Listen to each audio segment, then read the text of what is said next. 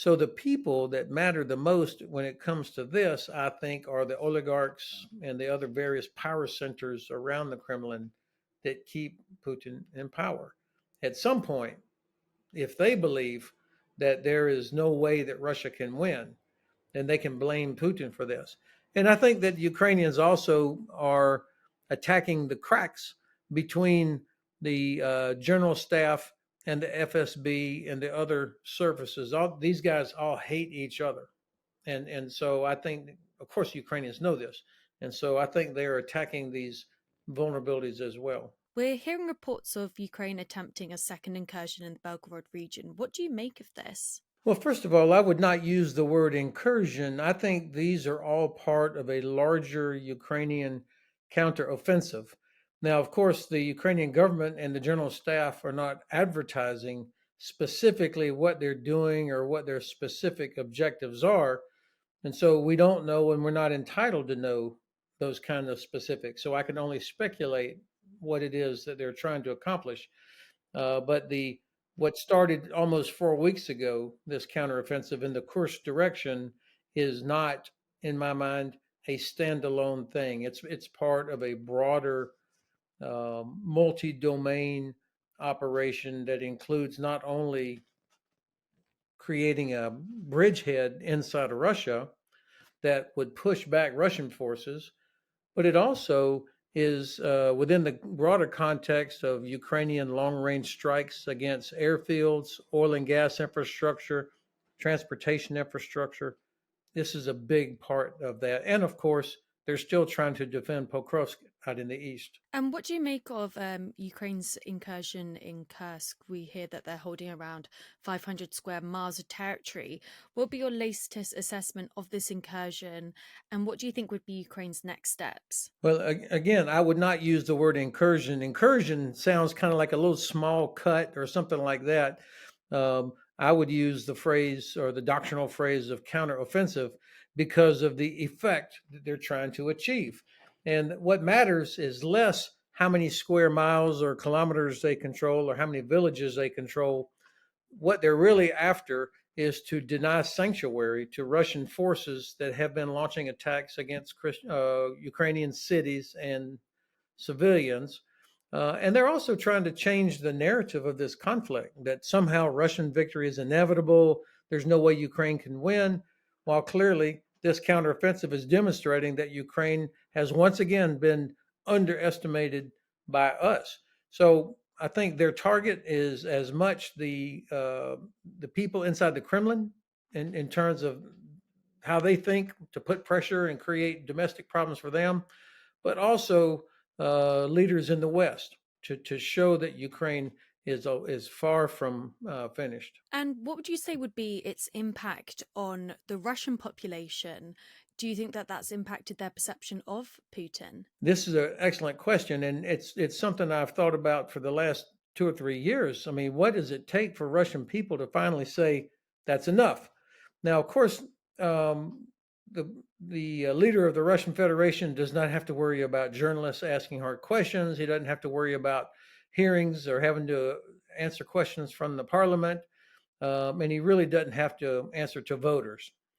But that doesn't mean they're not sensitive to what people think about things, which is why I believe they have avoided recruiting troops out of Moscow and St. Petersburg, for example, because they don't want to have funerals in the streets of those two big cities the way they are all over the rest of Russia.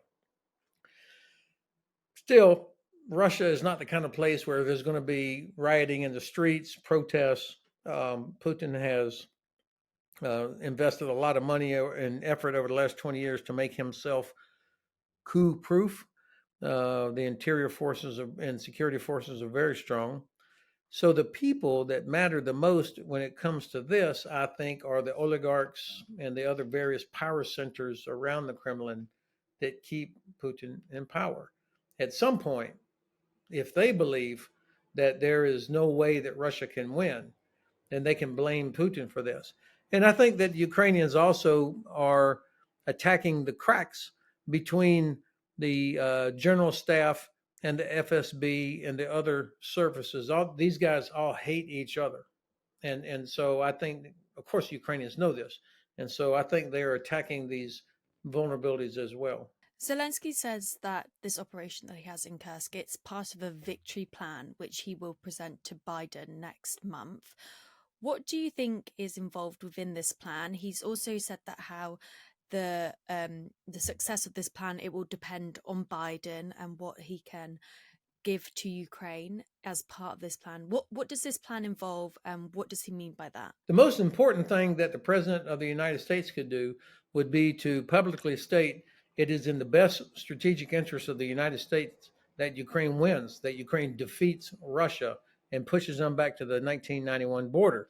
And if that becomes the U.S. strategic objective, then there'll be no more of this nonsense about restrictions on ATACMS or uh, parceling out aid or uncertain deliveries of things. Instead, if we want to win, and that's the objective, then we're going to push everything to Ukraine that they need. And then I think UK and Germany and France and others would feel more confident doing the same thing.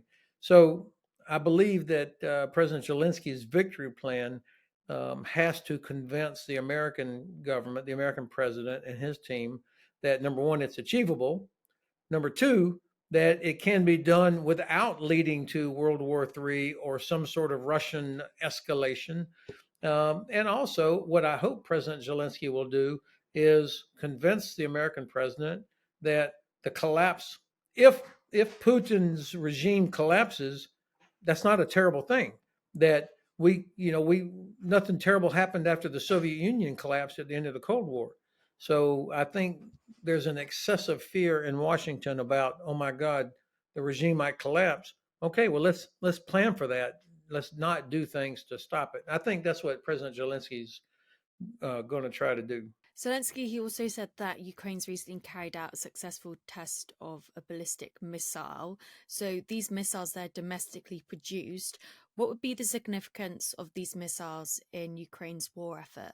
Three things. Number one, they become much less dependent on others for help on these kind of capabilities, and obviously help from the U.S. and the U.K. and Germany and France comes with caveats.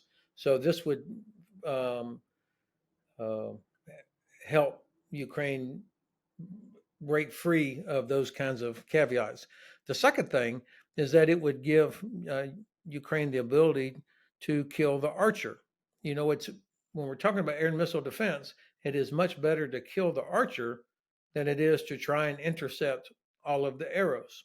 So if you can strike the bases from which these strikes are coming, the Russian Air Force taking off at bases deep inside of Russia, if you can hit them uh, while they're still on the ground, then it's going to be much more effective than trying to intercept 100, 150, 200 missiles and drones every night. And then the third thing that it will do, it will put more and more of the critical oil and gas infrastructure within reach, and that really will cause problems for the Russians when they are no longer able to export oil and gas, which is what pays for their war effort. And then also, Russian people will begin to feel the effect, and they'll take notice. Do we have any knowledge as to the scale and production of these missiles by Ukraine? Do we know the speed at which they are potentially producing these missiles and when they can come into effect in terms of, the situation on the ground? I certainly do not, but I'd be willing to bet it's more and faster than what most people would think. I mean, we have consistently underestimated Ukrainian capability, Ukrainian innovation, and Ukrainian will. We consistently underestimate it and consistently overestimate Russia's will and capability. And I think this will be another case of that. Remember, Ukraine was the heart of the defense industry of the Soviet Union when Ukraine was still inside the USSR. So you have a lot of engineering and technical expertise there still in Ukraine. So it would not surprise me that they are developing this kind of capability. We've also heard from Zelensky that Ukraine's used some of the newly arrived F-16 fighter jets that were sent by Western countries. What do you make of this? If you compare Russia's economy to the combined economies of the West, you know, we dwarf we dwarf Russia. Russia's economy is about the size of Spain, with all due respect to our Spanish ally. So if the West got together, the resources available to Ukraine would be endless. The problem is we have not demonstrated the political will to do that. Still, providing things like F-16s, obviously that's important. I'm reluctant to say it's a turning point. You never know you're at a turning point until it's well behind you, and then you can look back and say, "Aha, that's when it happened." Um, there's no downsides to getting F-16s, but we should be clear that the numbers are still small. The Ukrainians, I think, are going to become very proficient very quickly as they build up experience. Of course, it will help. It's already helping, it looks like, in their air defense, being able to knock down some missiles. Um, that by itself is not going to change the outcome of the war. Not yet. There is no one system that completely changes everything. It's how these things are employed. I anticipate that the Ukrainians will be very clever and effective at protecting their bases from which they fly and where they support these aircraft. The maintenance required to keep them in the air. It's a system, and I'm pretty sure that they're going to do better than people might have expected. But there is no one thing that changes everything. In terms of looking at Russia's military resources themselves, one of the suggestions about the operation in Kursk was that it would help to redeploy Russia's efforts in terms of military and then also resources to that region to take them away from the operations in Ukraine. How do we see that situation looking at the moment? I think we're only just now starting to see reports of some Russian troops that are being redeployed from other areas towards the Kursk bridgehead to help Russian forces address this. Now, it's taken several weeks to get to this point. Part of that I would attribute to the Russians being caught by surprise and not being prepared to deal with something like this. Part of their problem for being slow and incoherent in their response goes back to this hatred and rivalry between all the different services. The general staff is in no hurry to help the FSB here. Um, and then, even in the best of circumstances, the intelligence sharing, the logistics, moving things around is going to be a challenge. It's made worse so because of this very fraught command and control system that they have in place.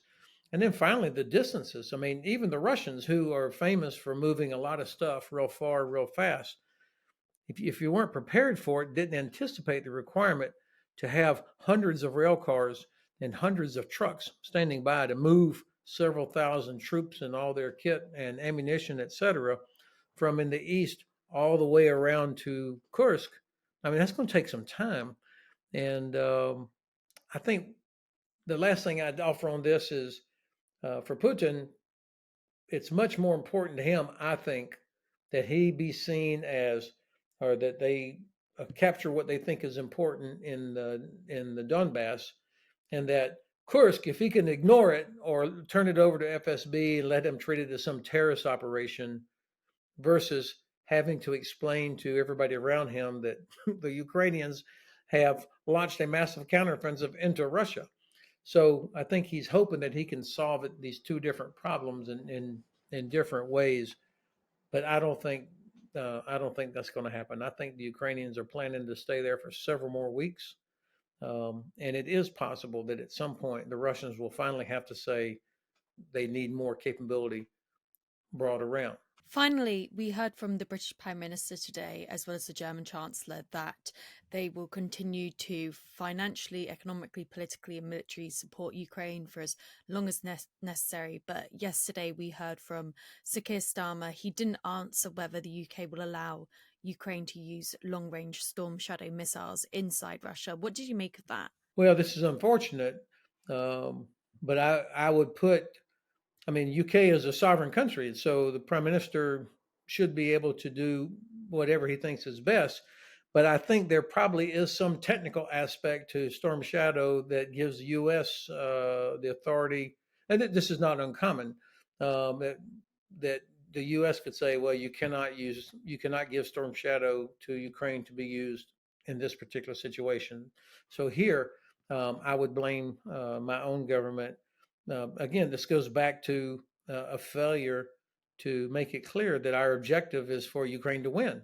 And if you don't have a clearly defined objective, you end up with a lot of bad policy. And this is one of those bad policies where we're putting restrictions on Ukrainians against striking targets inside Russia, particularly those airfields, while airplanes are taking off from those airfields that are murdering innocent Ukrainian civilians. I don't know how the hell my government, your government, the German government can just sort of say, well, we don't want to have an escalation. And the Russians are laughing at us. I mean, they launched 200 missiles and drones in the last 48 hours aimed at civilian targets. I I don't understand this absolute lack of moral courage and strategic backbone by our leaders.